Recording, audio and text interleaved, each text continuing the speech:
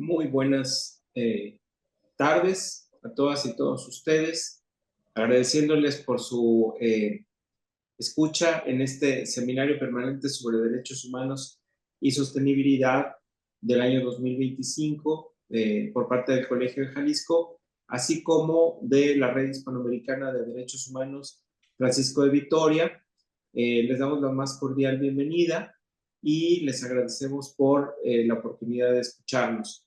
El día de hoy estamos con el doctor Santiago Bello Paredes, quien es además el director de la Red Hispanoamericana de Derechos Humanos Francisco de Vitoria, y pues nos da mucho gusto contar con tu participación, doctor. Es un honor para nosotros poder escucharte en un tema que, aparte de todo, pues es uno de los temas más relevantes en este momento en la política internacional, debido a los cambios recientes que han ocurrido en el ámbito global sobre la migración y los derechos humanos. Antes de darte la palabra, doctor Santiago, quiero brevemente decir una breve semblanza de tu persona. El doctor Santiago Bello Paredes es catedrático de Derecho Administrativo de la Universidad de Burgos, además de director de la Red Hispanoamericana de Derechos Humanos Francisco de Vitoria, catedrático y gestor en política universitaria, nacido en Burgos, doctor en Derecho por la Universidad de Burgos, diplomado también en graduado social por la Universidad de Salamanca, especialista en Derecho Local en la Universidad Católica de Lovaina, en Bélgica. Es especialista en Derechos Humanos y Desarrollo Sostenible, Derecho Local, Sociedad de la Información y TICS. Autor de casi 90 publicaciones desglosadas en 54 libros y capítulos de libros y artículos en revistas científicas indexadas, además de coordinador y director de diversos libros y obras colectivas. Como ya había mencionado, es director de la Red Hispanoamericana de Derechos Humanos Francisco de Vitoria y codirector de la Maestría en Derechos Humanos y Sustentabilidad de la maestría del mismo nombre entre el Colegio de Jalisco y la Universidad de Burgos. Doctor Santiago, te damos la más cordial bienvenida y te agradecemos mucho por la participación en el seminario. Tendríamos una dinámica de aproximadamente 45 minutos para tu participación y posteriormente pasaríamos a una ronda de preguntas y respuestas, por lo que le pedimos al público asistente que nos sigue la transmisión desde el Facebook Live que puedan hacernos llegar sus preguntas al Facebook Live directamente en la transmisión, la cual estaré yo revisando constantemente para poder tener las preguntas, para poderlas hacer al doctor Santiago al finalizar su presentación. Entonces, bueno, constantemente también les estaré recordando en el Facebook Live para que nos hagan llegar estas preguntas, comentarios a lo largo de la presentación. Sin más, y agradeciéndote, sabemos que en España está pasando por momentos a lo mejor distintos por el tema del apagón del día de ayer, pero por suerte tuvimos la oportunidad de que no fuese el día de hoy el apagón. Muchas gracias, doctor. Efectivamente. Muchas gracias, doctor Páez. Bueno, mis primeras palabras, más allá del apagón de ayer que sufrió toda España, que fue harto doloroso y además muy sorprendente, porque afectó a todo el país a las 12:35, nos quedamos todos sin energía eléctrica y la reconexión a la realidad energética duró algunos hasta el día siguiente. Bueno, solucionados los problemas energéticos en nuestro país, o al menos con capacidad suficiente para emitir desde España, aquí es de noche, son las 21:06, o sea, hora de cenar, pero con alegría estar con todos ustedes, con mucha alegría y agradecimientos al doctor Páez, al presidente del Colegio Jalisco, el doctor Roberto Arias, y a todos los colegas del Colegio de Jalisco, porque en estos últimos años hemos generado una alianza estratégica, sólida, entre bastantes universidades de Hispanoamérica, y entre ellas destacadamente el Colegio de Jalisco y la Universidad de Burgos. Y esto para mí es un logro, que además es un honor que llevo, como muy bien has dicho, en mi currículum, ser el director de la Red Hispanoamericana de Derechos Humanos Francisco de Vitoria, la codirección de la Maestría en Derechos Humanos y Sustentabilidad, el próximo Congreso de Derechos Humanos que vamos a celebrar en Bogotá en octubre, al cual invito a todas las personas, y ya tendrán enseguida en breves fechas el afiche en el que estará la información fundamental. Estamos generando todos y cada uno de los miembros de la red, de todas estas instituciones, pero me quiero referir fundamentalmente hoy al Colegio de Jalisco, que tuvo la excelente idea, bien, muy bien dirigido por el doctor Páez, que me ha precedido en el uso de la palabra, de generar un seminario permanente para hablar de temas de actualidad, de temas claves, de temas nucleares, de temas que nos tienen a los juristas que hacer reflexionar sobre la necesidad de un Estado de Derecho fuerte, de un conjunto de leyes fuertes, de un poder judicial fuerte e independiente y de la capacidad de corresponder a las personas a sus problemas emergentes con respuestas directas y no solamente con respuestas del ayer, sino también con respuestas del presente y del mañana. Y este es el caso de la ponencia. Cuando me preguntó el doctor Páez, ¿quieres hablar sobre esto? Yo le dije sí, migración, desarrollo sostenible, derechos humanos, que es un tema que tratamos en el máster de Derechos Humanos y Sustentabilidad, es un tema clave hoy por hoy. La política migratoria, paréntesis, para mí muy desafortunada del gobierno Trump, y me referiré a ella y me referiré también y haré pública una declaración que ha hecho la red, una declaración institucional, la primera que ha hecho el día 31 de marzo de este mismo año, del 2025, en la que requerimos al gobierno Trump que reconsidere su política migratoria que puede llegar a afectar a 1 millón de personas. Creo que es necesario que todas las personas que somos juristas, aquellas personas que no son juristas, pero que también consideran que los derechos humanos es un valor añadido al ser, a las personas, ser humano desde que se nace, con independencia de dónde se nace, de qué nacionalidad, de qué color de la piel, de qué religión, de qué lengua con la que se hable, va inescindiblemente unida a ella. Yo creo que es absolutamente imprescindible que pongamos la pancarta, unamos nuestras fuerzas para que ese valor inescindible de los derechos humanos en el ámbito mundial no dé pasos hacia atrás, sino dé pasos hacia adelante.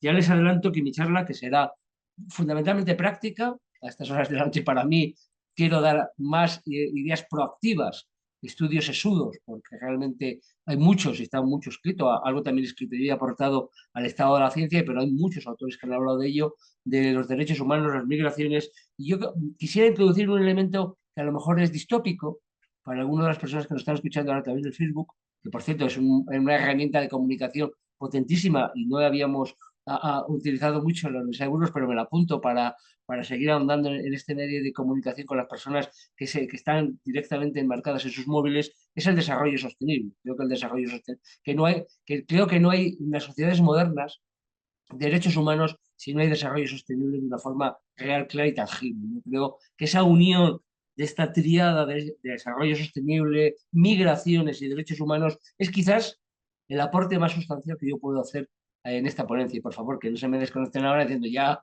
el profesor ha desvelado todos los interrogantes de su ponencia del minuto uno, ¿no? Simplemente quiero decirles, voy a hablar de esto y que nadie se sorprenda de por qué voy a hablar de esto. Datos fríos, datos estadísticos. Según la ONU, en el mes de diciembre del año 24, unos 304 millones de personas han migrado, frente a los 154 millones del año 90. Por tanto, ya vemos que hay un incremento sustancial de las personas que migran del lugar donde nacen a otros lugares por muchas y diversas circunstancias. Y además la ONU nos dice más, de los cuales 82 millones están en Europa, 59 millones en América del Norte, en Estados Unidos de América del Norte, de ahí la importancia de la política migratoria del gobierno de Trump, y luego otros 49 millones están en África del Norte y Asia Occidental. Por lo tanto, encontramos así una primera aseveración estadística. Las personas migran de un sitio a otro.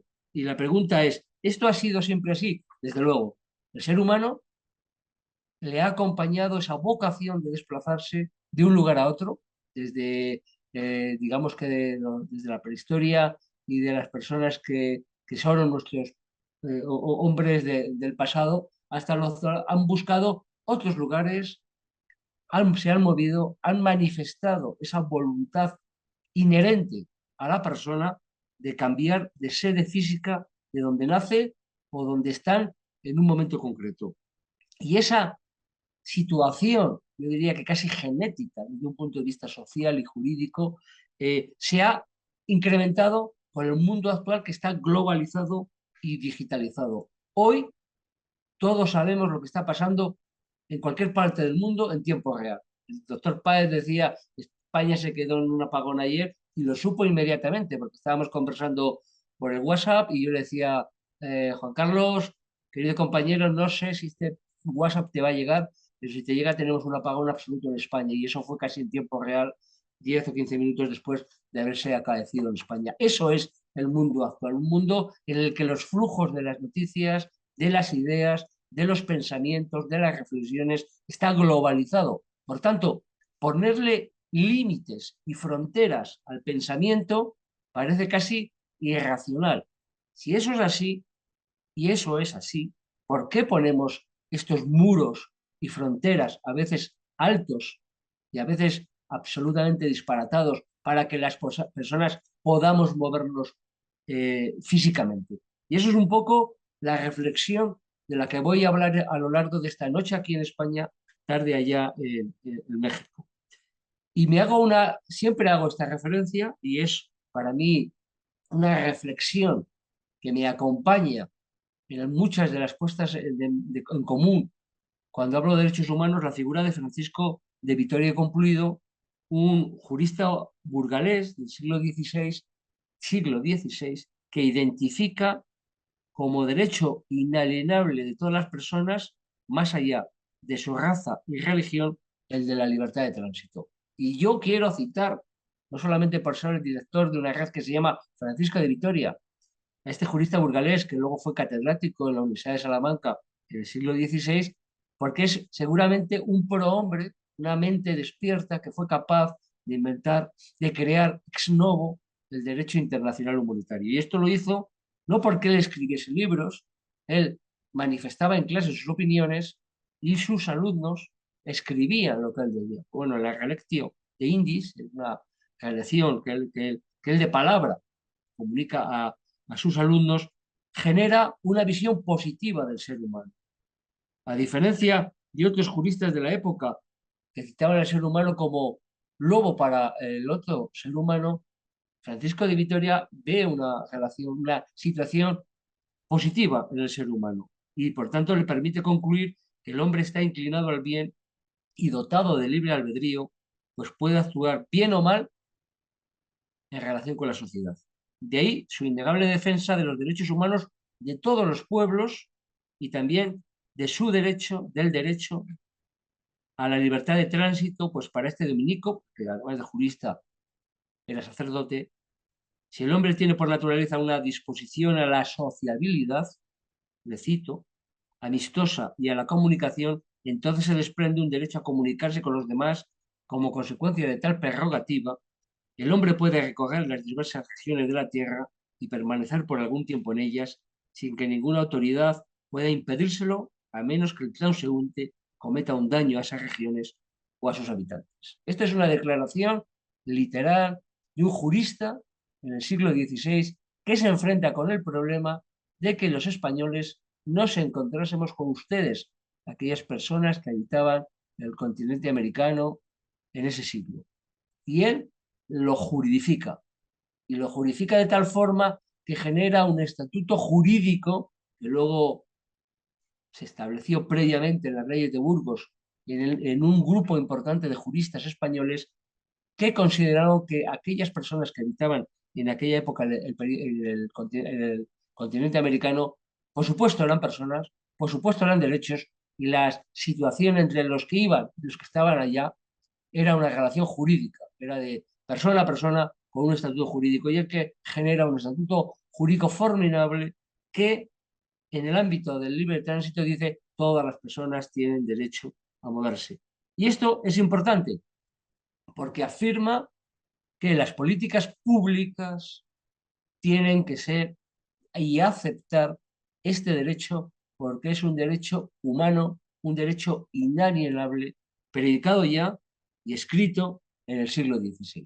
Por tanto, cuando esta iniciativa intelectual del burgalés Francisco de Vitoria y Concluido llega a quienes lo tienen que aplicar, a algunos les genera sorpresa y a algunos les genera una auténtica arrebato de, por supuesto, tiene que ser así, de una cooptación a esta situación porque le parece la justa.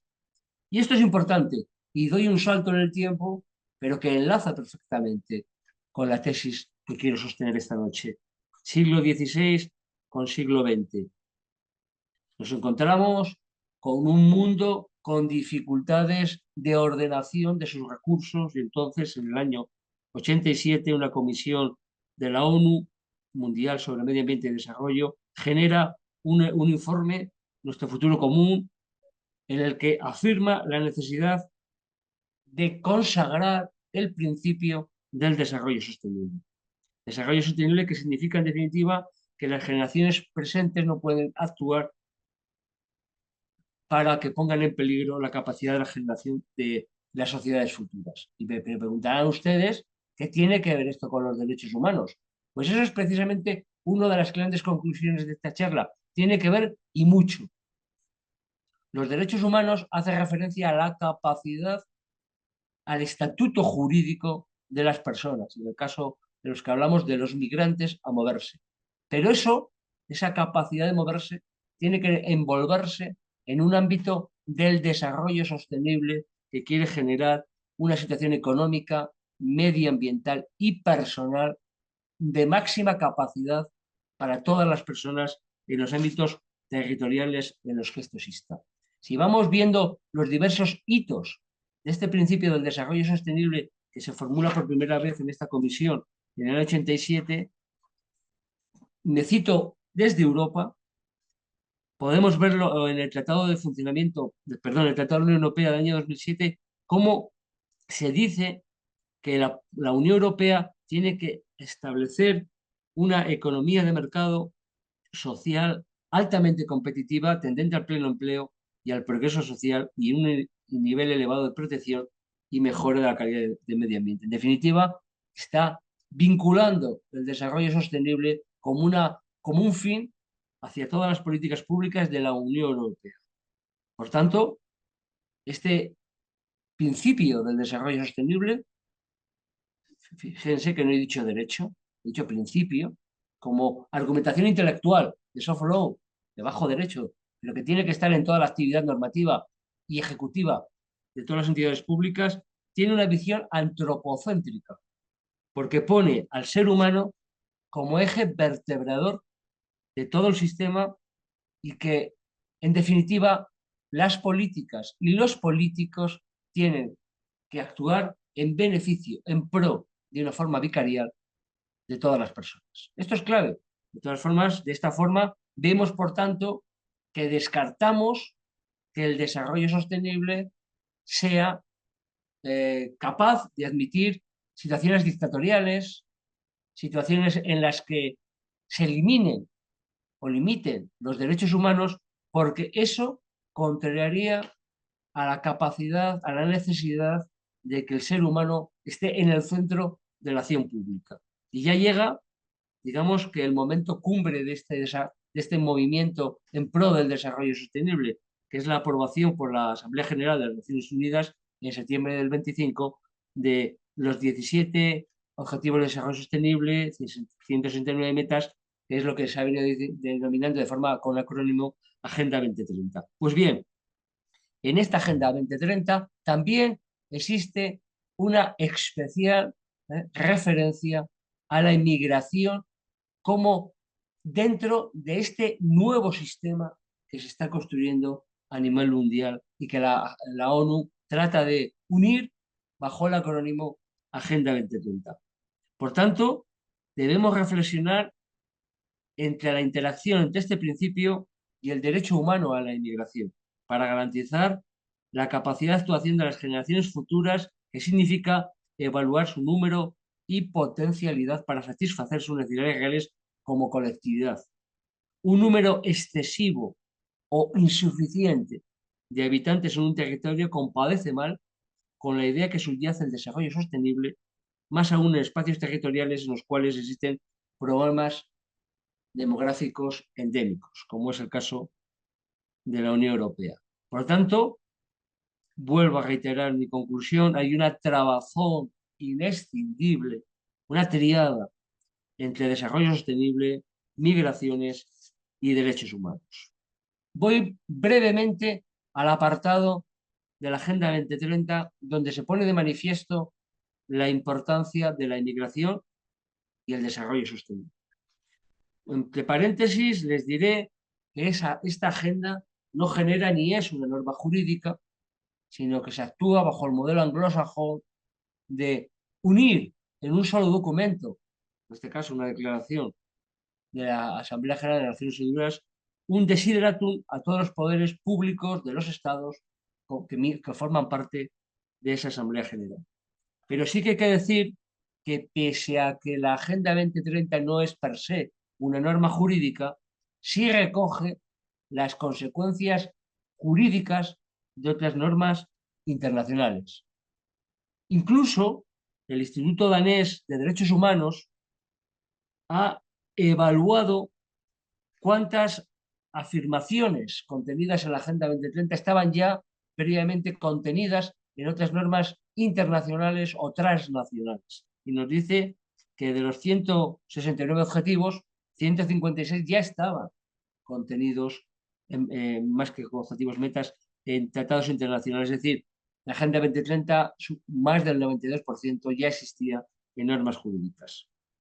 Me centro ahora en Objetivo de Desarrollo Sostenible 17, que hace referencia, en el Objetivo de Desarrollo 10, en su meta 7, que hace referencia a la migración. Leo: facilitar la migración y la movilidad ordenadas, seguras, regulares y responsables de las personas, incluso mediante la aplicación de políticas migratorias planificadas y bien gestionadas. Nos encontramos, por tanto, ante una manifestación expresa de la Asamblea General de Naciones Unidas de este fenómeno que viene acompañando al ser humano desde que éste tiene conciencia de que es una persona autónoma con capacidad libérrima de actuar. Y habría que ver que este objetivo 10 en su meta 7, ¿de dónde viene?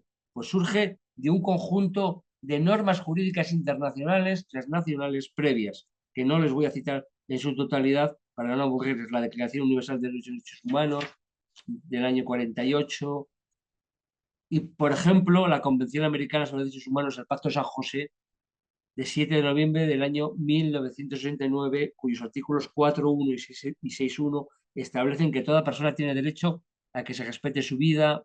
Este derecho estará protegido por la ley en general a partir del momento de la concepción. Nadie puede ser privado de su vida arbitrariamente, dice el 4.1, y nadie puede ser sometido a esclavitud, servidumbre, trata de esclavos en el artículo 6.1. En conclusión, breve, por no extenderme en esta materia, el ODS 10 Meta 7 no parece apto para alterar per se la fragmentación jurídica ya existente, sino es consecuencia de la existencia de normas jurídicas internacionales que ya avalan esta afirmación de este objetivo y de esta Meta 7. Y me van a permitir que haga una lectura tranquila, sosegada, en estas horas de la noche de España, sobre el contenido de la Agenda 2030 en su párrafo 29. Leo literalmente y me van a perdonar que lea algo, pero es necesario que lo leamos para que no ponga ni quite nada al contenido de esta Agenda 2030. Cito: reconocemos la positiva contribución de los migrantes al crecimiento inclusivo y al desarrollo sostenible. Reconocemos también que la migración internacional es una realidad pluridimensional de gran pertinencia para el desarrollo de los países de origen, tránsito y destino, que exige respuestas coherentes e integrales. Cooperaremos en el plano internacional para garantizar la seguridad, el orden y la regularidad de las migraciones, respetando plenamente los derechos humanos y dispensando un trato humanitario, a los migrantes, sea cual sea su estatus migratorio, y a los refugiados y a los desplazados. Esa cooperación también deberá fortalecer la resiliencia de las comunidades que acojan a los refugiados, particularmente en los países en desarrollo.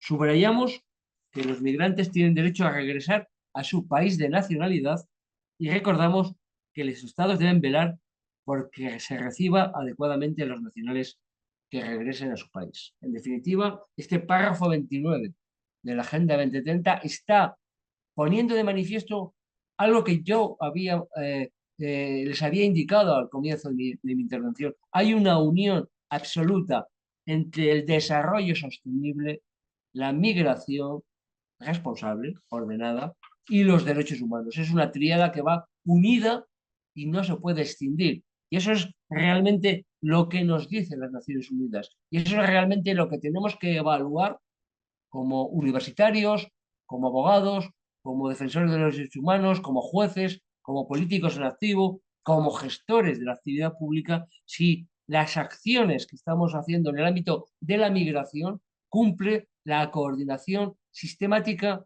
entre estos tres elementos: desarrollo sostenible, derechos humanos y migración. No les voy a dar datos, sino que les voy a dar cómo las Naciones Unidas ha tratado de reflejar esa triada, el más normas, o el más pactos, más que normas, el más pactos. Y yo tengo que saltar al año 18 para hablarles del Pacto Mundial para la Migración Segura, Ordenada y Regular, adoptado en Marrakech, Marruecos, los días 10 y 11 de diciembre del 18, que trata, sin llegar a ser una norma jurídica, de reflejar esta unión, esta absoluta coordinación entre esos tres principios de una forma expresa. Pero antes de decir qué es el Pacto Mundial para la Migración Segura, Ordenada y Regular, les voy a decir la parte negativa. Y es que, sorprendentemente, muchos estados, perdón, muchos no, bastantes, varios estados, vamos a utilizar bien la palabra el español, varios estados inmediatamente que se aprueba y se lleva a la Asamblea General celebrada en fecha 19 de diciembre de 2018, votan en contra. De los 169 estados presentes, 152 votan a favor, lo cual es una muy amplia mayoría, 5 en contra, y aquí es donde empieza un poco a ponerse en tela de juicio esa situación de comunión de opiniones sobre la migración responsable. Estados Unidos de América del Norte, no México, Estados Unidos de América del Norte, e Israel, eh, votan en contra. Más tres países de la Unión Europea que a mí me causa sorpresa, y cuando me acerco a este tema siempre digo, y cierto dolor intelectual, que son Hungría, República Checa y Polonia, votan en contra.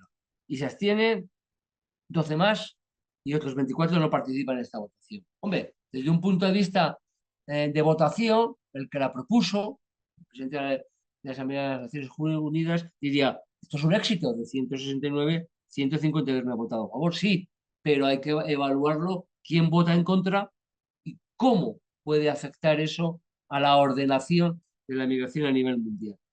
Me centro en el ámbito de la Unión Europea de los 27.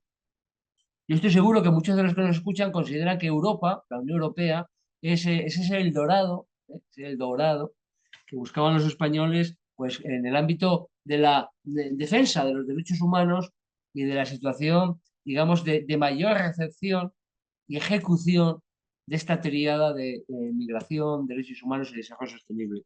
Y realmente resulta sorprendente que haya tres países que se nieguen o voten en contra, porque eso realmente va en contra de los principios de la Unión Europea, de los principios y valores del Tratado de la Unión Europea, del Tratado de Funcionamiento de la Unión Europea, porque su artículo 2 recoge del TUE, del Tratado de la Unión Europea, como valores principales el respeto a la dignidad humana, la libertad, la democracia, la igualdad, el Estado de Derecho y el respeto de los derechos humanos, incluidos los derechos de las personas pertenecientes a las minorías, tal y como se concluye en el dictamen del Comité Económico y Social sobre la aplicación del Pacto Mundial de la Migración de fecha 25 de septiembre del año 2019. Y resulta sorprendente que de los 28 en aquella época, ahora son 27, porque saben que el Reino Unido, el Brexit, se salió de la Unión Europea, inmediatamente Hungría es el primero en descolgarse, le sigue Austria, y además cuando ocupaba la presidencia de turno de la Unión Europea, digamos con mayor disgusto para el resto de miembros: Bulgaria, Croacia, Eslovenia, Eslovaquia, Estonia, Italia, Letonia, Polonia y República Checa no consideran que deben apoyar este pacto mundial para la migración segura, ordenada e irregular. Y esto nos lleva a la siguiente conclusión. Si en el ámbito de las ideas creo, pese a estos movimientos de nacionalistas de ultraderecha y un poco xenófobos que están poniendo el eje de las políticas públicas a la migración para tratar de buscar votos en conjunto de personas seguramente cabreadas El resto de la sociedad per se no está ni se le valora en contra de los principios que les voy a contar ahora que tiene este pacto mundial. Pero en cambio vemos cuántos estados no entienden que deba seguirse los principios y objetivos de este pacto mundial, sino que no están a favor. Otros países que no apoyan el pacto son Australia, República Dominicana, Israel, Suiza, Chile se descuelga horas después, Brasil sale con la llegada de Jair Bolsonaro, la extrema derecha, siempre poniendo en tela de juicio el asunto migratorio como factor político en enero de 2019. Eso ya nos pone ante el siguiente reto. Está muy bien que pensemos como sociedad civil en favor de los migrantes, los derechos humanos y el desarrollo sostenible, pero vemos cómo gobiernos políticos y partidos políticos no están a favor de esa idea, sino que están frontalmente en contra. Eso es algo que como juristas, como personas despiertas, tenemos que ver que existe y no podemos obviarlo, porque obviar un hecho que existe va en contra del realismo político, de la realidad política, y eso al final haría que nuestras teorías no dejasen más que un valor en el papel y no tuviese mayor repercusión en la realidad de las personas. Por lo tanto, tenemos que ser capaces de visualizar que eso está pasando. Al final de la charla les diremos cómo la red ha pasado de las palabras, de los pensamientos y las reflexiones a las acciones. Y eso es algo que yo creo que les invito a reflexionar si no es necesario que toda la sociedad civil haga de una forma franca, serena y en armonía. Sigo con el pacto. El pacto no tiene carácter vinculante. Naciones Unidas ya sabía que estaba tratando un tema sensible, un tema que puede provocar disenso entre sus miembros y por tanto dijo, vamos a hacer una norma, utilizo una palabra inglesa, pero luego en la tradición española es soft law, o sea, de derecho bajo, de baja intensidad, digo, esto no es una norma vinculante, pero entiendo que los estados pueden irla asumiendo en su normativa nacional o incluso en tratados bi o multilaterales. Y la idea no es mala desde un punto de vista de política normativa. Voy a evitar que los estados que están en contra bloqueen este pacto y digo, no es vinculante, pero aquí está el estado de la cosa. Así lo dice el propio preámbulo, este pacto es un marco de cooperación no vinculante jurídicamente que se basa en los comprobados, en los permisos acordados, perdón, en los compromisos acordados por los Estados miembros de la Declaración de Nueva York para los refugiados y los migrantes. Y su propósito es fomentar la cooperación internacional sobre la migración entre todas las instancias pertinentes, reconociendo que ningún Estado puede abordar la migración en solitario, lógico, y respetar la soberanía de todos los Estados que forman parte de la comunidad internacional. Así dice su apartado 7. ¿Y por qué es importante este pacto? Pese a que no es jurídicamente vinculante, pues al que genera un conjunto de objetivos, muchos de los cuales yo me voy a permitir leer solo 9. 9 que creo que son absolutamente fundamentales para valorar, evaluar qué quiere las Naciones Unidas, la ONU, en esta materia. En primer lugar, minimizar los factores adversos que obligan a las personas a abandonar su país de origen. Esto es clave, que nadie emigre porque no puede vivir en el país donde resida. Eso es clave, minimizar, proporcionar información exacta sobre las etapas de la migración, facilitar la contratación equitativa y ética que garanticen el trabajo decente. Esto es clave, porque si los migrantes van y se desplazan y no se les garantiza unas condiciones de trabajo decente, lo que está sucediendo es realmente una semi-esclavitud. Abordar y reducir las vulnerabilidades en la migración. Muchas vulnerabilidades, una muy evidente, el idioma. Puede que el inmigrante no conozca el idioma donde ha emigrado. Y esto lo veremos luego en ese apéndice que voy a tratar la política migratoria del gobierno Trump.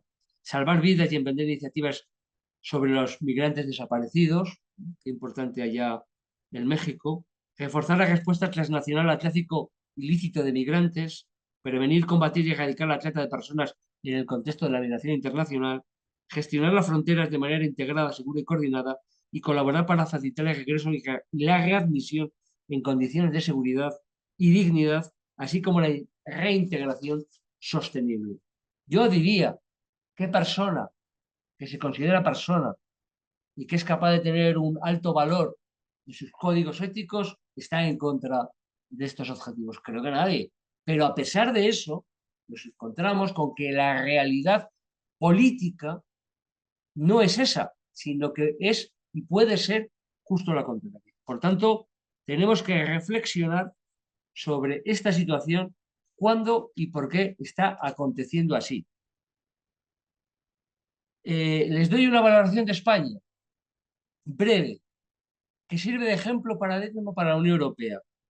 España sí entiende, aceptó el Pacto Mundial, que la migración responsable y ordenada y regular es necesaria, por muchas razones, pero por una que forma parte del desarrollo sostenible que viene impregnando toda mi evaluación en esta charla, que es la despoblación que existe en nuestro país, en la Unión Europea. La Unión Europea en general, España en particular y algunas regiones muy en particular, como por ejemplo donde yo habito, Castilla y León, Burgos, es una, es un territorio que necesita personas jóvenes, que necesita niños y que necesita futuro. La población española no solamente está envejecida, tenemos una tasa de natalidad negativa, que significa fallecen más personas de las que nacen, y además amplios espacios territoriales como la provincia de Burgos, donde yo habito, incluso yo vivo en un municipio cerca de Burgos, vivimos muy separados entre nosotros porque hay bajas densidades de población. Les pongo el ejemplo de la provincia de Soria, a la que cariñosamente se la llama la, la zona más despoblada de Europa, más incluso que las zonas nortes de Europa, porque vive la gente muy lejos, claro, entonces eso genera una situación estructural demográfica de absolutamente insostenibilidad en la prestación de los servicios públicos. En definitiva y en breve, como dicen los franceses y también los belgas, o vienen más personas a España o España no tiene futuro como proyecto común. Y eso dicho desde España y dicho por la Unión Europea. Ayer leía un trabajo que habían realizado varios profesores del País Vasco y decían, el País Vasco no tiene futuro porque la población está envejecida, porque la población no tiene niños y en definitiva, sin natalidad, no hay futuro para las poblaciones. Y eso es uno de los efectos positivos que puede tener la inmigración responsable y ordenada si la hacemos circular por el ámbito de la Unión Europea y en particular por España y más en particular por Castilla y León y más en particular por la provincia de Burgos. Por lo tanto, verán cuán importante es la realización real y efectiva de estos principios del desarrollo sostenible, de las migraciones y de los derechos humanos. En parte, la legislación española es consciente de esta situación y así la ley de extranjería y órdenes posteriores han fijado la necesidad de que y facilitar la entrada en nuestro país con contratos de trabajo en origen, o sea, una persona que viene de un país ya está contratada en España y por lo tanto tiene un trabajo y tiene todo regular, tiene un trabajo decente, tiene todos los derechos adquiridos de entrada para que puedan venir a España a trabajar. Eso es una forma de práctica jurídica de aplicar el desarrollo sostenible en el ámbito de la inmigración. Y así está regulado en nuestro ordenamiento jurídico esa posibilidad de que se pueda hacer así. Ustedes podrían preguntarme, seguro cuando acabe mi charla, ¿y esto está funcionando de forma masiva en España? Desgraciadamente no, pero al menos se ha conseguido que esté una ley orgánica sobre extranjería, esté en normas jurídicas reglamentarias, órdenes ministeriales que regulan esta situación y no hemos sido todavía capaces de coordinarnos dentro de España entre el Estado y nuestras comunidades autónomas y entre España como Estado y otras comunidades internacionales como pueden ser otros estados donde exista esa tensión de personas que sienten la necesidad de salir de ese territorio. Eso todavía es un camino por desarrollar. Por tanto, lo que sí les digo, yo, además de jurista, pensador, escritor y reflexionador, soy, trato de ser gestor.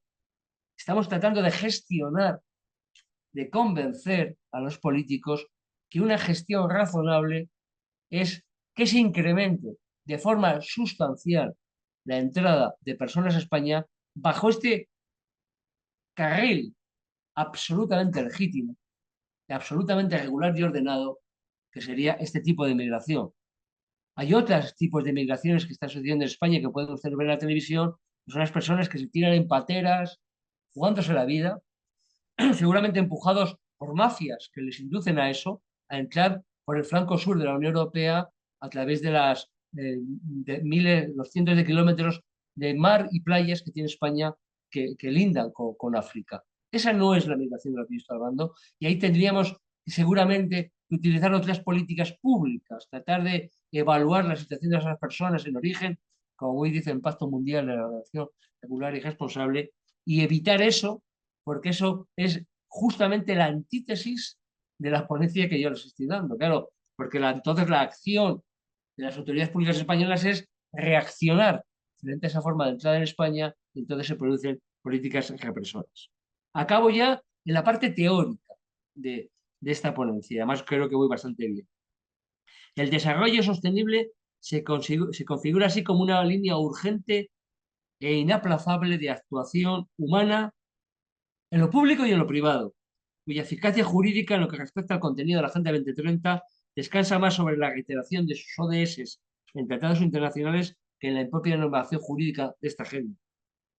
Y os digo más, y les digo más, el continuo fenómeno de la migración no puede ser contenido con medidas represoras, sino con la elaboración y planificación de estrategias que permitan la gestión razonable en estos movimientos de personas. En esta dimensión, el Pacto Mundial puede ser un instrumento vectorial del futuro comportamiento de los estados, ora individualmente, ora integrados en organizaciones supranacionales.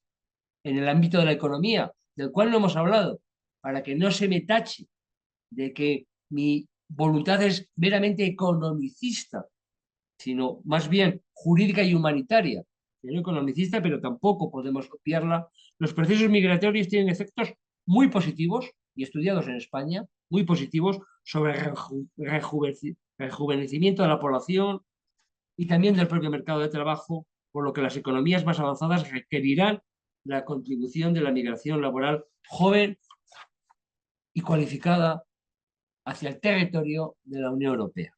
Y hasta aquí yo puedo decir, he acabado, mira qué bien, espero que les haya gustado, que majo Santiago Bello y qué cosas más bonitas ha dicho. Pero no sería una charla adecuada en el momento actual, abril del año 2025, cuando el gobierno Trump ha hecho lo que quiere hacer y tengo que referirme de forma expresa y además con contundencia ante esta política migratoria del gobierno Trump.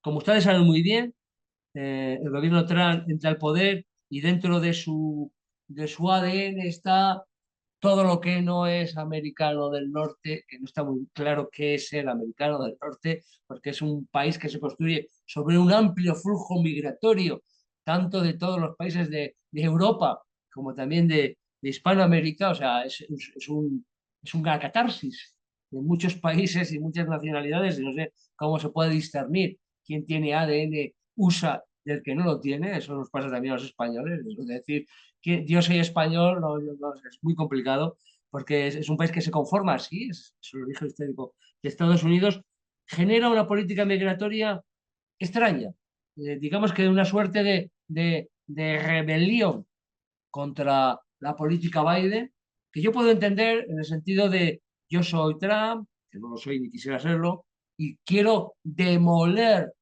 lo hecho por Biden. Pero claro, ganar unas elecciones, por muy democráticas que éstas sean, no generan legitimidad ni política ni jurídica para abrogar, demoler el ordenamiento jurídico anterior de forma masiva, rompiendo todas las expectativas jurídicas de aquellas personas que ya estaban en Estados Unidos de América del Norte. Y es el caso Digamos que hay tres grandes apartados en la política migratoria que han explotado durante el mes de febrero-marzo del año 25. Digo tres por actuales, porque estoy seguro que el futuro se está jugando. Y es un futuro confuso, inseguro jurídicamente, pero yo creo que la derrota de los derechos humanos todavía no ha acontecido en los Estados Unidos de América del Norte. Y me refiero también al papel de los actores civiles que estamos contemplando, en mi caso personal, con absoluta inquietud ante esta situación. ¿Por qué? Porque pese a que no haya ninguna persona de mi familia, ni mi conjunto de personas cercanas afectadas por esta situación, digamos que yo estoy en una situación de cierta comodidad jurídica, no estaría tranquilo y me sentiría persona de esas personas que hablaba Francisco de Vitoria y Cumplido, que somos buenos y tenemos libre albedrío, y no dijese nada frente a esto. Y como somos muchos los que hemos entendido así, la Red Hispanoamericana de Derechos Humanos Francisco de Vitoria ha hecho una declaración el día 31 de marzo de 2025 frente a esta situación, una declaración institucional que no les voy a leer, que está en nuestra página web, aprovecho a decirles a vender producto, vayan a la Red Hispanoamericana, que nos hemos levantado intelectualmente, como tiene que ser personas de bien, contra tres actuaciones de política del gobierno Trump. Digo tres porque son las que se han realizado hasta ahora.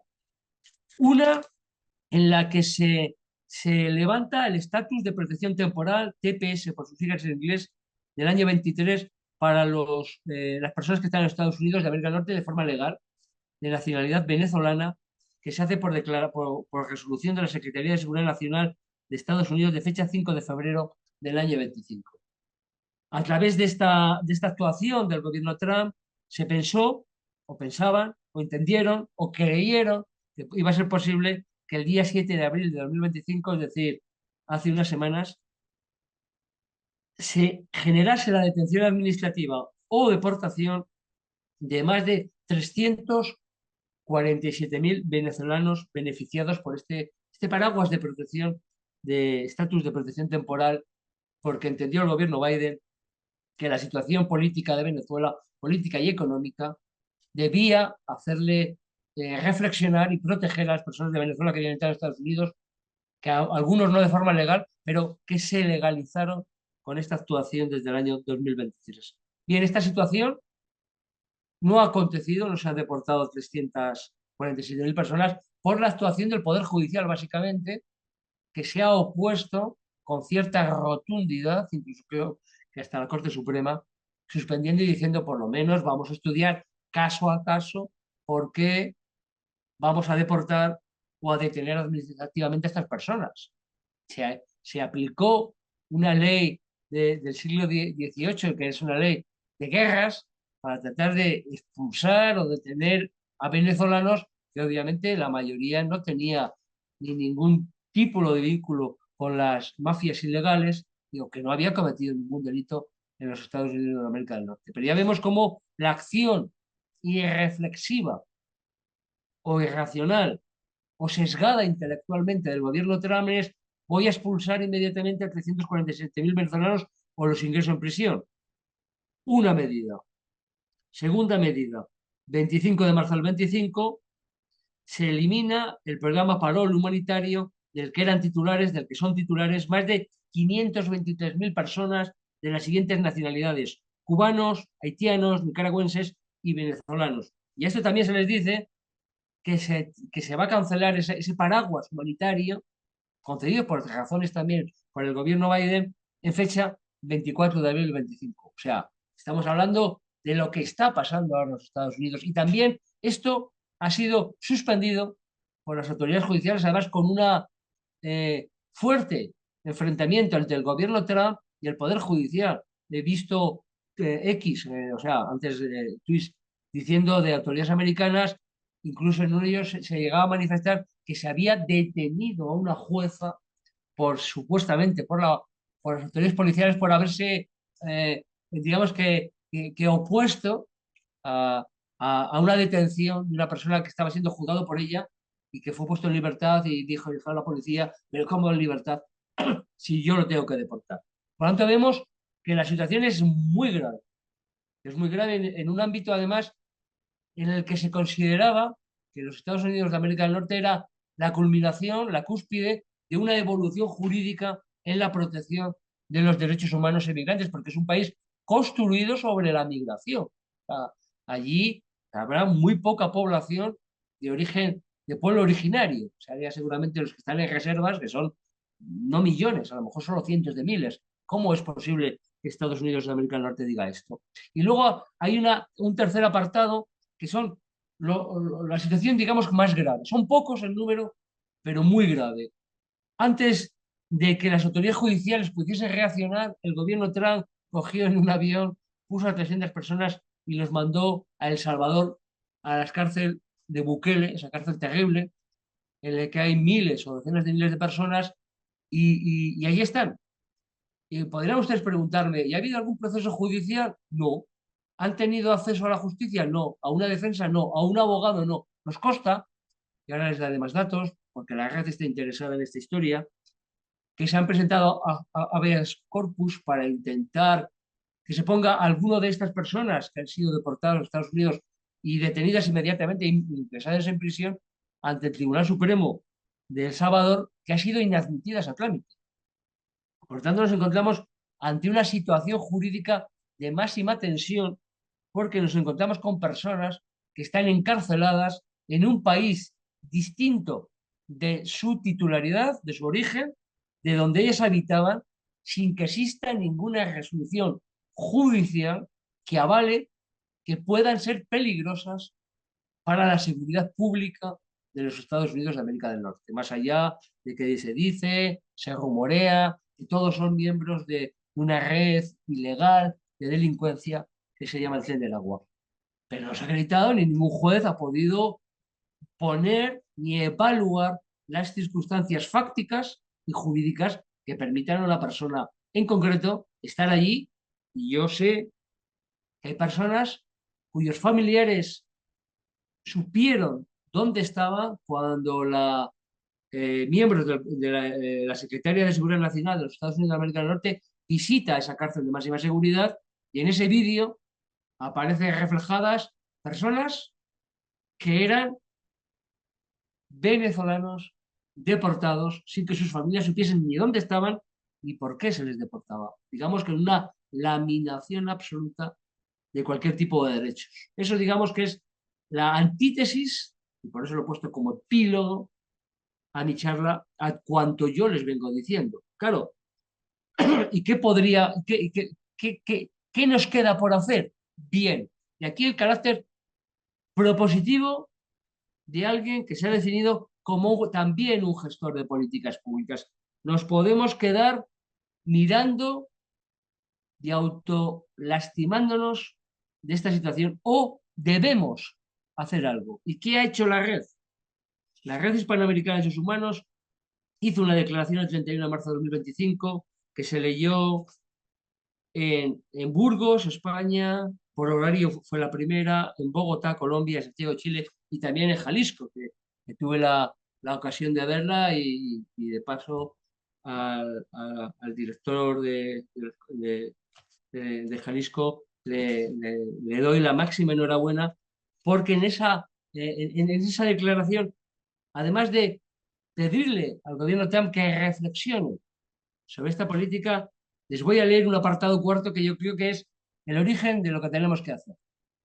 Cuarto, la red Francisco de Vitoria anima a todos los profesores, investigadores y estudiantes de las entidades que la integran para que valoren la posibilidad de actuar como amigos curie de conformidad con la Convención Americana de Derechos Humanos, denominada Pacto de San José de Costa Rica, y los mecanismos de protección internacional previstos en la normativa para coadyuvar a la salvaguardia de los derechos humanos de cuantas personas pueden ser objeto de detención o deportación en las próximas fechas. Eso es dar un paso adelante claro y decidido. Como sociedad civil, creo, entiendo que resulta imprescindible que más allá de las evaluaciones teóricas que se puedan hacer sobre la migración y los derechos humanos, tenemos que pasar del hecho, perdón, de la norma, de la teoría a la práctica.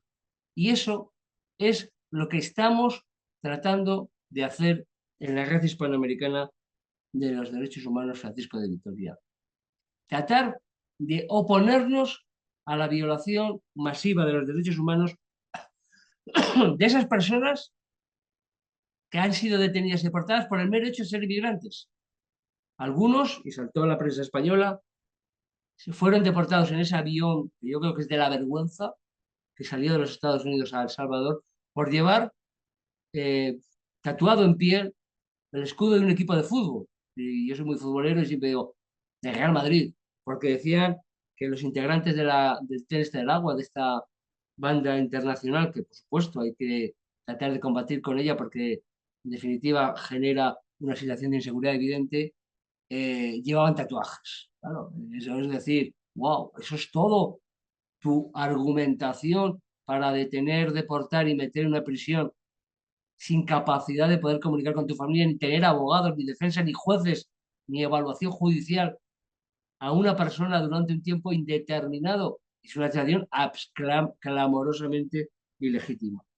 Y acabo ya, porque son las 21:58 y me ha dicho el doctor Páez, Santiago, una hora de conferencia y luego quedan sus preguntas. Y acabo ya con energía, con contundencia, sin dejarme nada, pero que sea que son las 22 horas de España, permítanme que grite, como grité en la rueda de prensa en la que presenté en Burgos esta declaración, lo siguiente, 2 puntos, vivan los derechos humanos de las personas, cualquiera que sea su raza, color, sexo, idioma, religión, opinión política o de cualquier otra índole, origen nacional o social, posición económica, nacimiento o cualquier otra condición. Muchas gracias. Ya Muchas quedo a las preguntas que gracias. me quieran hacer. Muchas gracias, doctor Santiago, por tu excelente participación. Tenemos una buena cantidad de comentarios y saludos del público. Muchos saludos nos saluda Keila Juárez desde Guadalajara, Diana Ortiz también desde Guadalajara, Hanna Larisa desde Zacatecas, Carlos Tavares también nos saluda desde Guadalajara, dice que muy buena participación del ponente, que si podemos compartir la ponencia posteriormente. Esteban Lucatello también nos saluda, al doctor Santiago Bello, doctor Magdiel Gómez nos saluda también, querido amigo doctor, un gusto saludarte. Un placer, Miguel. Tenemos también el saludo de Chel desde la Ciudad de México, Víctor Rafael Martín desde Bogotá, saludos al doctor Santiago y a todos los participantes. También nos saluda el doctor Jesús Caldera Infante, un fraternal abrazo, un tema pertinente y un ponente lúcido que coloca en un sitio estelar la protección de los derechos de los humanos de los migrantes, asumidos como personas con derechos iguales en dignidad y derechos. Nos saluda Gaby García.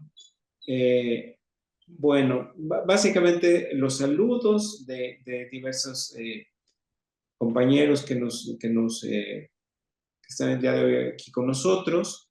Y bueno, tenemos por acá, bueno, antes de pasarte las preguntas, muy importante este tema que mencionas de los Estados Unidos y las políticas nuevas de Donald Trump en torno a la migración. Muy importante el tema de la Operación Aurora, me parece que es fundamental lo que has estado comentando en el tema.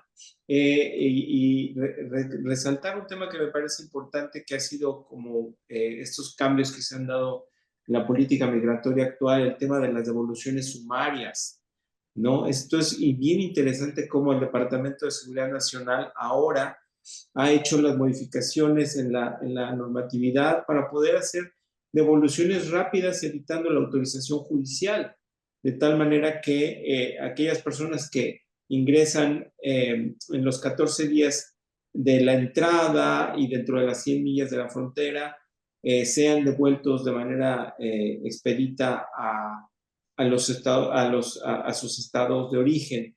Entonces eso supone, y se ha estado analizando por diversos investigadores, que las devoluciones rápidas han aumentado en un 41%, y la restauración de órdenes de expulsión en un 40%.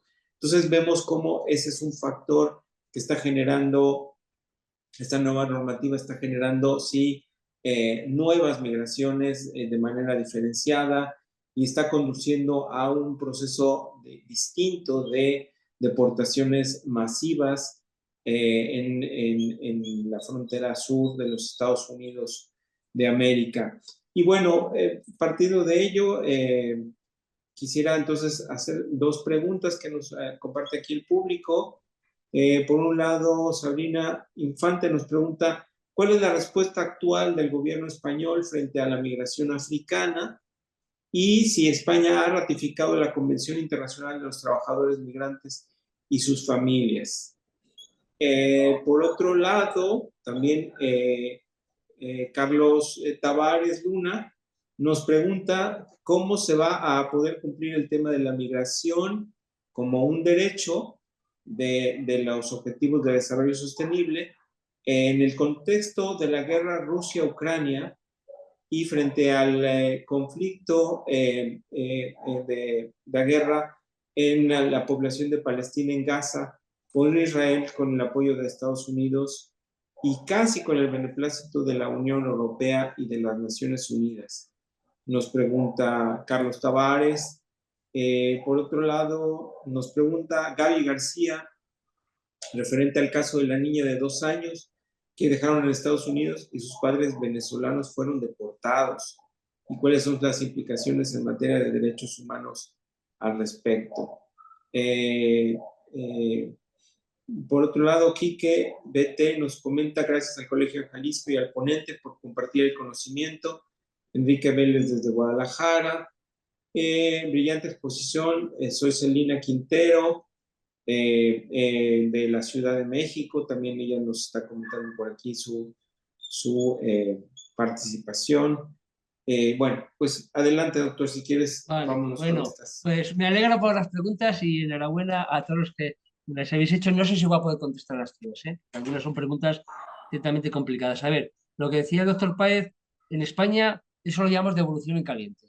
Eso de según entras en frontera te cojo y te saco, también lo se hace en España. Yo no soy muy partidario de ello porque significa que realmente no hay un control, una verificación por parte casi ni de la policía ni del Poder Judicial de esta ausencia, pero sí se está haciendo en España. Y eso lo uno a una de las preguntas que se han hecho, que es muy interesante. ¿Qué hace España con las migraciones de África? Pues seguramente yo diría, ¿qué es lo que no hace?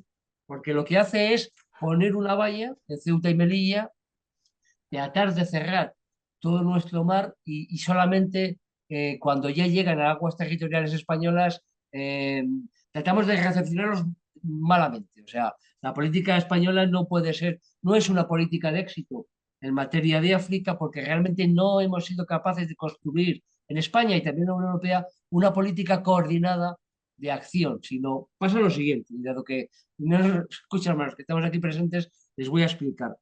La política migratoria de la Unión Europea, en lo que se refiere a África, se ha dejado fundamentalmente en manos de Italia y de España, porque somos la frontera sur de la Unión Europea. Y no es una política coordinada, sino que vamos un poco a la desesperada, dependiendo de las distintas oleadas de migraciones, de pateras, que llamamos aquí, que son, no son barcos, son barquitos en muy marcadas condiciones de seguridad en las que las gentes vienen muchas veces traídas por mafias. Y no hay una política realmente sobre esa gente, sino si son menores, se les integra y no se les deporta, y a partir de si son mayores de edad, hay una evaluación y si se dice de qué país se trata de hacer regresar en un avión, entonces el emigrante no dice de qué país es y no hay forma de poderlo. Y lo que está haciendo el gobierno de España es moverlos por España porque no sabe qué hacer con estas personas. Por lo tanto, es el fracaso rotundo también de mi ponencia. Y está bien la pregunta porque no hay que ocultar nada. España no sabe qué hacer con los migrantes que vienen de África. Hay una primera política represora, que no salta, que no, hay una valla muy dura de seguridad en Ceuta y Melilla para que no venga desde Marruecos mucha parte subsahariana que trata de entrar en Europa a través de España. Esa es una política represora, punto, no hay más. Y luego los que nos vienen en pateras desembarcan en cualquier playa de España y por humanidad se les trata, pero no se les integra en la sociedad española y realmente están como excluidos en centros no son detenidos, pero sí de retenidos a los que son menores de edad. Por lo tanto, digamos que esa es la antítesis justamente a la ponencia que yo he dicho. Hay que ocultar las circunstancias. No somos en España capaces de generar una buena política con África, que sería seguramente una política de apoyar en origen a los migrantes para que no vengan por necesidades, claro, porque ellos vienen porque ven que Europa se puede vivir y es segura frente a la situación terrible en la que están pasando muchos países africanos. Luego me preguntaba otra de las personas que nos ha escuchado, eh, ¿qué pasa con la guerra ruso-ucraniana? Bien, buena pregunta. Pues, pues así como la anterior era una mala experiencia, esta es una experiencia razonablemente positiva. Ya saben todos los que nos escuchan que Rusia invade Ucrania. Hay muchos ucranianos que salen huyendo de una guerra pavorosa, una guerra que no se está respetando el derecho internacional bélico, y aparecen en Europa. Y lo que ha hecho Europa, de forma razonable, es se ha repartido ordenadamente, o cuasi ordenadamente, a los ucranianos que han salido huyendo. Y ha habido cuotas, España también tiene sus cuotas. Yo, como muy bien ha dicho el doctor Páez, trabajo en la Universidad de Burgos, tenemos ucranianos estudiando y tenemos ucranianos trabajando en la universidad. Eso sí es trabajar bien. Hemos tratado de integrarlos, ningún problema. Yo perfectamente veo a la persona de origen ucraniano, porque además trabaja en el gabinete de comunicación y nos vemos casi todos los días, y está perfectamente integrada en nuestra universidad, en la ciudad de Burgos y en España. Eso es el Pacto Mundial de la Navegación Regular y Sostenible. Hay una inmigración por una guerra, no los tenemos que meter en campos de detención, o no. Vamos a tratarlos de incluirlos con nuestra población, como ha sucedido con la guerra ruso-ucraniana.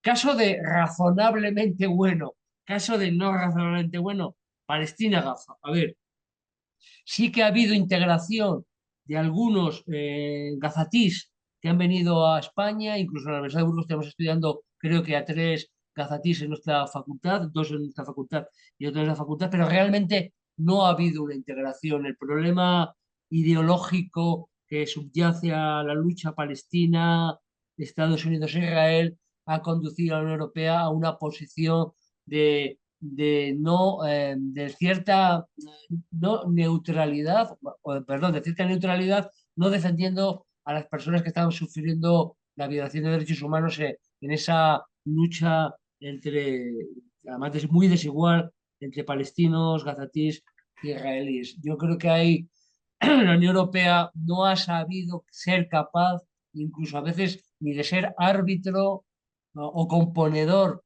de ese conflicto, y lo hemos dejado a otros países como puede ser Qatar, Emiratos Árabes, que se han puesto allá a tratar de componer una solución ante una situación absolutamente calamitosa.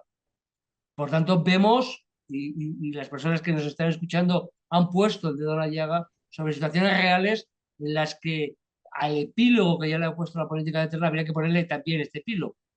Y luego lo de la niña de 2 años me parece una absoluta barbaridad, increíble que en el mundo actual se deporte a los padres y se quede allí a la niña.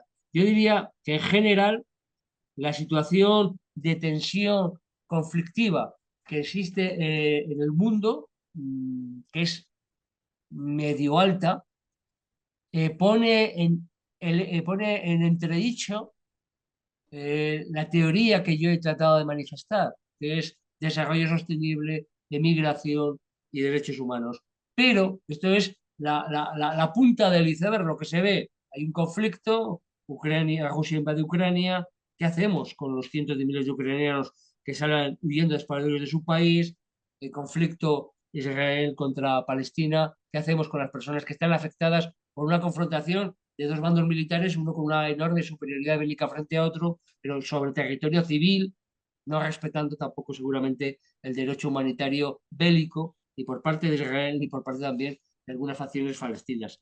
Y entonces el asunto es, y eso es una idea que tendríamos que ir valorando, cómo generar espacios de convivencia en ámbitos territoriales, digamos, de seguridad, para cuando suceda esto, haya una respuesta razonable y rápida por parte de la denominada comunidad internacional.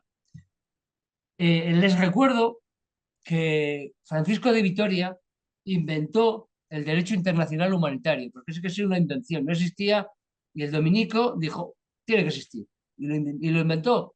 ¿Por qué no vamos a ser capaces en el siglo XXI de inventar aquellos mecanismos jurídicos de naturaleza transnacional que pongan límite a este sufrimiento humano? Creo que no podemos simplemente callar con el silencio, silenciar su existencia o decir, es imposible de solucionar. Yo no me conformo con esto, yo reacciono frente a esta acción. Entiendo que la comunidad jurídica, la comunidad que es capaz de personas, esa comunidad internacional, esas buenas personas que somos buenos por naturaleza, con libre albedrío, tenemos que ser capaces de exigir a nuestros políticos y a las organizaciones internacionales que gestionen estos conflictos. La guerra no se va a evitar, eso es seguro, eso es un axioma. ¿Por qué? Porque siempre va a haber alguien que quiera hacer guerra frente a tu pueblo. Si eso es así, tenemos que ser capaces de evaluar las circunstancias personales de aquellas personas en el ámbito civil que son afectados por ese conflicto bélico. Hay muchos tratados internacionales que lo regular, pero además de ese estatus normativo, tenemos que descender a la realidad y exigir a nuestros gobernantes que, dependiendo del ámbito territorial donde el conflicto bélico se suscite, se generen espacios de convivencia y de integración para esas personas. Seguramente el ejemplo más paradigmático desde mi punto de vista es el tema de la invasión de Rusia a Ucrania. Ahí sí ha actuado adecuadamente la Unión Europea. Hemos sido capaces de asumir cientos de miles de personas con normalidad. No ha pasado nada. Cada Estado ha asumido un conjunto de personas y el Estado las ha intentado de integrar. Eso es un ejemplo positivo de acción. Y eso es lo que tendríamos que hacer de forma, digamos que transversal y generalizada. La gran pregunta sería, ¿cómo convencer a los estados de que hagan eso? Bien, a mí solo se me ocurre una respuesta, ser ciudadanos proactivos. Si los de la red fuimos capaces de levantarnos, de levantar la voz contra el gobierno Trump y de decir, oye, vamos a hacer acciones como amigos Curie frente a esas personas o defensa de los derechos humanos de esas personas que están en la cárcel de máxima seguridad de El Salvador, ¿por qué no va a haber más personas que hagan esto? ¿Cómo no va a haber más personas que hagan esto? Diría yo. Y eso es precisamente el final de mi alegato a todas estas preguntas. La persona que vive en su nivel de seguridad, me pongo a mí mismo como ponente, yo vivo en una zona de confort, soy profesor, investigador, vivo en una bonita casa, tengo una bonita familia, tengo un bonito coche, casi sería el sueño americano. Podría decir, mira, pues yo, esto me pilla lejos, es El Salvador, un venezolano, Estados Unidos, gobierno Trump, pues mira, me voy a tomar una cerveza. Esa es una opción. Y la otra opción es, no, salgo de mi zona de confort, pongo el nombre Santiago Bello, firmando esta declaración y estoy seguro que esto me saca de mi zona de confort. Pero yo creo, y con esto acabo a las preguntas que me quiere hacer el doctor Páez, que eso es precisamente lo que tenemos que hacer las personas, todos los seres humanos, tratar de ayudar al resto de los seres humanos. Porque ¿quién nos dice que no sea Santiago Bello al que le pase su futuro? No, no hay nada descartado. Y no me gustaría que me pasase y me estuviese allí enrejado por no haber hecho nada más que ser moreno, que lo soy, ser español, que lo soy, y no soy, y no tener los ojos azules, que los tengo marrones. Yo esperaría que alguien de los que aquí me escucha dijesen, vamos a ayudar a Santiago Bello, aunque no lo conozcamos. Y eso es precisamente lo que tenemos que hacer. Tenemos que generar una comunidad de personas, esa comunidad internacional de la que hablaba Francisco de Vitoria, que sea capaz de dar respuesta a estas situaciones. No podemos dejarlas solo a la que hagan nuestros gobernantes, porque ellos tienen otros problemas, otra visión cortoplacista normalmente, que esto, bueno, les preocupa a lo mejor un poco, no digo yo que no les preocupe como personas, pero como políticos estoy seguro que están hablando de otras historias, están hablando de otras situaciones. Por eso yo creo que la gran respuesta es la sociedad civil, las personas individualmente y agrupadas colectivamente. Y el peso de esa unión de personas, como es por ejemplo la Agencia Panamericana de Derechos Humanos, que somos muchos, tanto más en Hispanoamérica que en España, eso genera lazos que permiten hacer cosas como estas, un seminario. Y dices, ¿y para qué vale un seminario? Es solo teoría. No, porque estamos hablando en la distancia sobre problemas comunes que nos ocupan.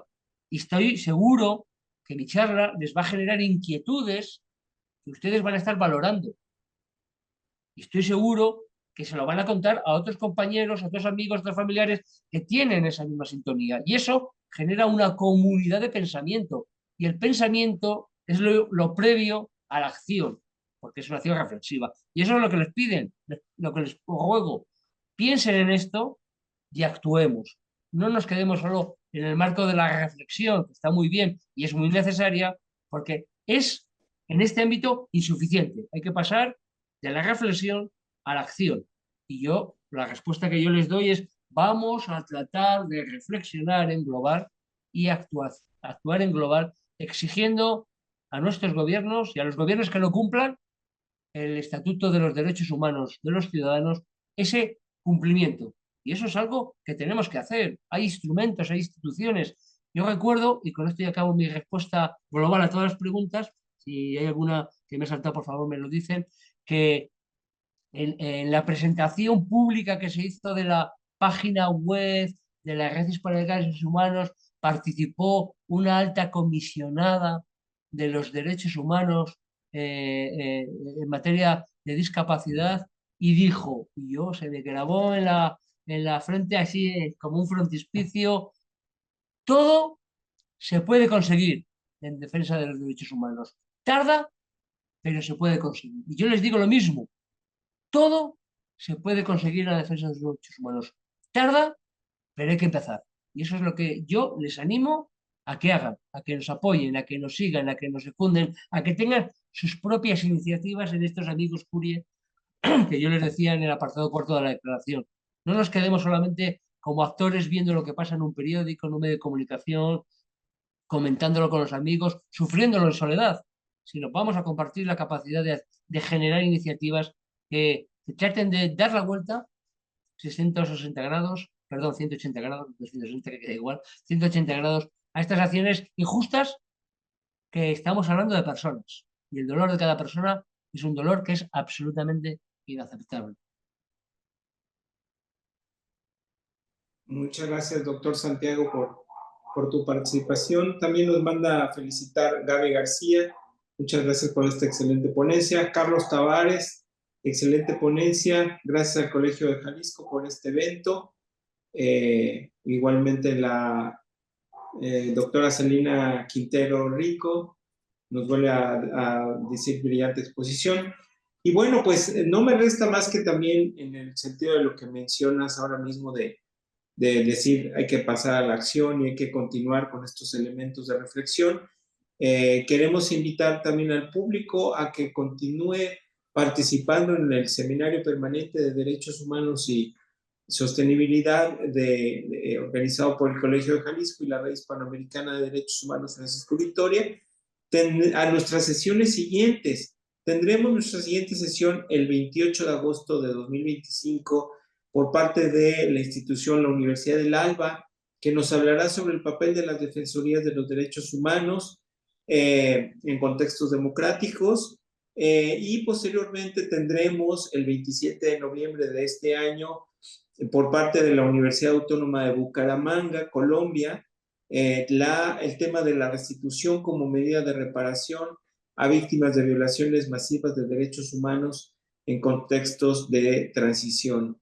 Y por último, también tenemos nuestro último evento del año por parte de la Universidad de la Gran Colombia, que nos hablará del derecho de las personas migrantes en contextos de éxodo, que también se llevará a cabo como último evento del año en el Seminario Permanente de Derechos Humanos y Sostenibilidad que se organiza de manera conjunta. Así es que en el resto de sesiones regresaremos a nuestro horario habitual, que es el jueves a las 6 de la tarde, hora de México, En esta ocasión le agradecemos mucho al doctor Santiago, sabíamos que no podíamos hacerlo a las 6 de la tarde en México. Complicado, complicado. Muchas gracias, doctor. Pero bueno, en las siguientes ocasiones sí continuaremos con este horario. Y también Raúl Calva nos saluda al doctor Santiago Bello desde Vancouver, Canadá. Gustas en saludarte, Sí. Raúl. Y bueno, pues de nuestra parte sería todo, doctor. Agradecerte mucho por tu participación. Y bueno, no sé si quisieses hacer alguna Sí. reflexión final y ya, pues, o ya te dejamos descansar por esta noche. Una muy breve. ¡Vivan los derechos humanos! Muchas gracias y buenas noches desde España. Muchas gracias, doctor Santiago, y también agradecerles a todas y a todos ustedes por el favor de su atención por este evento y pues agradecer también al Colegio Jalisco, al equipo de producción y comunicación que nos ha estado acompañando para llevar a cabo este evento y agradecerles mucho también a ustedes.